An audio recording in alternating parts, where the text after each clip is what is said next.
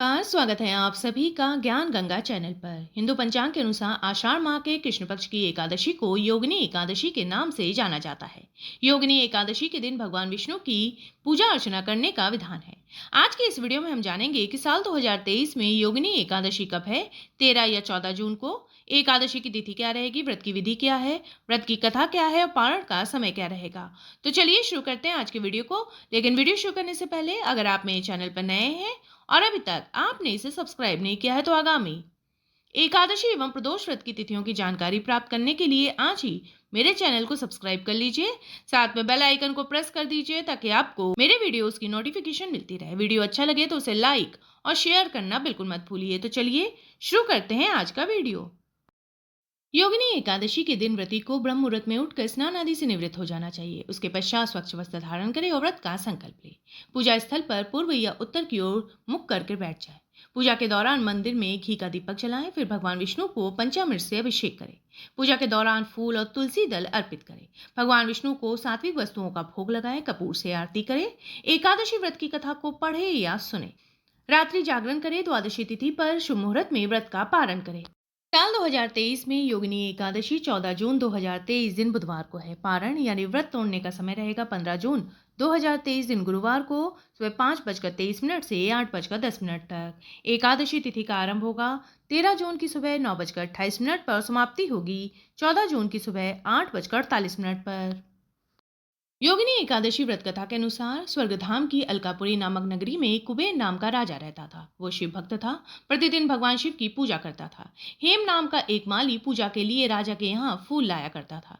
हेम की विशालाक्षी नाम की सुंदर स्त्री थी। एक दिन वो मानसरोवर से पुष्प ले आया, लेकिन कामाक्त होने के कारण वो अपनी स्त्री से हास्य विनोद तथा रमण करने लगा। इधर राजा उसकी दोपहर तक राह देखता रहा।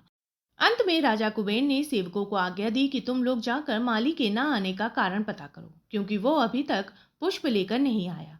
सेवकों ने कहा कि महाराज, वो पापी अति कामी है। वो अपनी स्त्री के साथ हास विनोद कर रहा है। ये सुनकर कुबेर क्रोधित हो गए। उसे बुलाया। हेम माली उपस्थित हुआ। राजा कुबेर ने क्रोध में आकर कहा, तूने मेरे परम पूजनीय ईश्वरों को ईश्वर शिवजी महाराज का अनादर किया है, इसलिए मैं तुझे श्राप देता हूँ कि तू स्त्री का वियोग सहेगा और मृत्यु लोक में जाकर कोढ़ी होगा।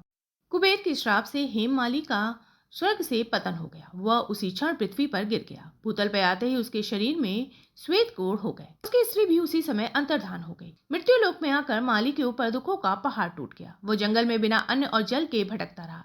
रात्रि में निद्रा भी नहीं आती थी, परंतु शिव जी की पूजा के प्रभाव से उसको पिछले जन्म की स्मृति का ज्ञान अवश्य रहा। घूमते घूमते एक दिन मार्कंडे ऋषि के आश्रम में पहुंचा, जो ब्रह्मा से भी अधिक वृद्ध थे और उनका आश्रम ब्रह्मा की सभा के समान लगता था। हेममाली वहां जाकर उनके पैरों में गिर पड़ा। उसे देखकर मार्कंडे ऋषि बोले, तुमने ऐसा कौन सा पाप किया है जिसके प्रभाव से ये हाल हो गया। हेममाली ने सारा वृतांत सुनाया। ये सुनकर ऋषि बोले, निश्चित ही तूने मेरे सम्मुख सत्य वचन कहे हैं, इसलिए तेरे उद्धार के एक व्रत बताता हूँ। यदि तू आषाढ़ माह के कृष्ण पक्ष की योगिनी नामक एकादशी का विधि पूर्वक व्रत करेगा तो तेरे सारे कष्ट नष्ट हो जाएंगे। ये सुनकर हेममाली ने अत्यंत प्रसन्न होकर मुनि को साष्टांग प्रणाम किया।